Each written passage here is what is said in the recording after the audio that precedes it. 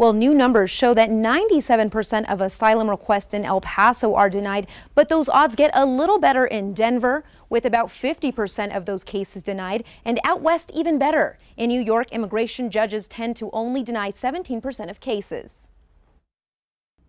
Seeking asylum can be given to people who cross into the border because seeking asylum is different than sneaking into the United States illegally. In fact, we tell our clients, have you ever considered moving? Because we know how difficult it is. Seeking asylum in the U.S. is a lot harder than many people would think.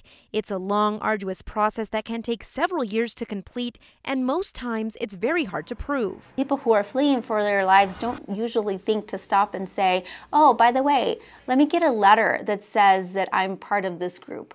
Oh, by the way, let me ask the police if they're willing or not willing to protect me. Immigration attorneys say that there are many reasons why asylum denial numbers vary, but those can change based on the state, the judge, and the case. Research shows that El Paso asylum cases are denied 97% of the time, whereas in New York, only 17% of cases are rejected. So immigration courts are within larger circuits, Circuit Court of Appeals. So it could be that the law governing the immigration courts is more conservative. El Paso, which is where asylum seekers in New Mexico have to interview, happens to be part of the Fifth Circuit, which tends to be more conservative, whereas the immigration courts in New York tend to be more liberal.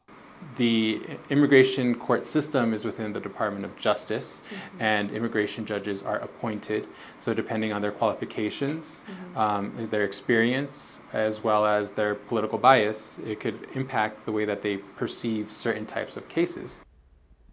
And what are the penalties for people who are entering the country illegally? Well, attorneys say that on the first time it's considered a misdemeanor. On the second re-entry, it's considered a felony. Marissa Armas, KOAT Action 7 News.